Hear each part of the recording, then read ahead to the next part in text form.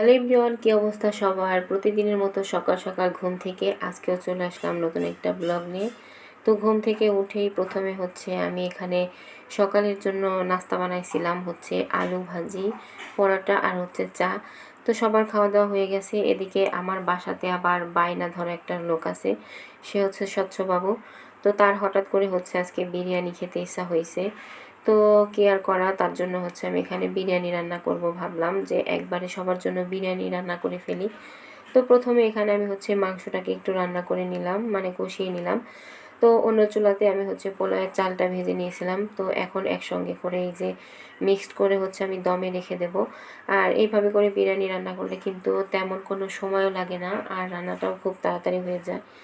আর ভাবলাম যে আজকে আর মাংসের সঙ্গে চালটা না ভেজে আলাদা করে ভেজে দিই, এতে করে বিরিয়ানিটা অনেক ঝরঝরা আর নরম হবে।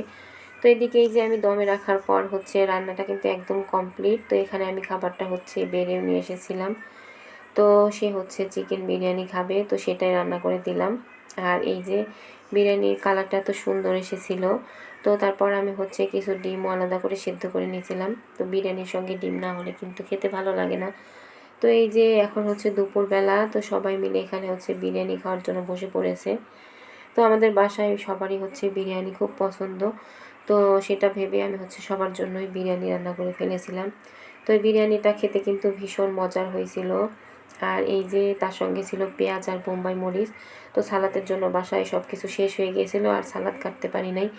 তো আমরা এভাবে করে বিরিয়ানিটা খেয়ে নিয়েছিলাম। তো বিরিয়ানিটা অনেক মজা হয়েছিল। তো এই যে সবাই মিলে বসে বসে খাচ্ছিলাম, এখানে আমি আর আমার কুটুবুড়ি খাচ্ছিলাম।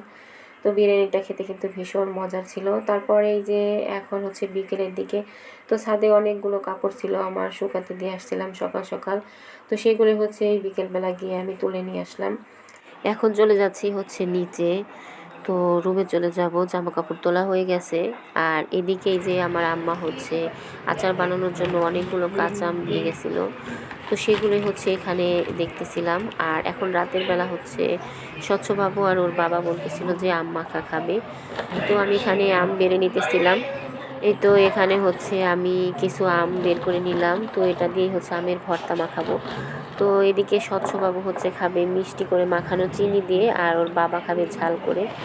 তো দুইজনের জন্যই এখানে মাখাবো। সেজন্য এই যে আমি আম, তারপর কাঁচামরিচ, এগুলো সুন্দর করে পানিতে একটু ধুয়ে নিতেছি। ধুয়ে তারপর আমটা কাটলে আমটা মাখানো অনেক মজা হয়। তো এই যে এখানে আমি আমগুলোকে কেটে ফেললাম। তো আম কাটা হয়ে গেছে। এখন এটাকে দুই ভাগ করে, একটা মিষ্টি করে মাখাবো আর একটা ঝাল করে। তো আমি অনেকগুলো কাঁচামরিচ দিয়ে দিলাম, কারণ স্বচ্ছর বাবা প্রচুর ঝাল খায়, আর ঝাল খেতে তার পছন্দ। তারপর দিয়ে দিলাম লবণ, আর একটু মরিচের গুঁড়াও দিয়ে দিয়েছিলাম আমি এর মধ্যে। তো এই যে অনেক ঝাল ঝাল করে আমটাকে আমি মাখালাম। আর এই যে আমার আজকের ভিডিওটা কেমন লাগলো অবশ্যই কিন্তু কমেন্ট করে জানাবেন। আর যারা যারা আমার ভিডিওটা নতুন দেখবেন অবশ্যই কিন্তু একটু সাবস্ক্রাইব করে যাবেন। তো এখানে এই যে আম মাখানো একদম কমপ্লিট। তো অনেক ঝাল হয়েছিল, যদিও আমি এটা খাই নাই, তো দেখেই বোঝা যাচ্ছিল। তো সবাই ভালো থাকবেন, আজ এ পর্যন্ত, আল্লাহ হাফেজ।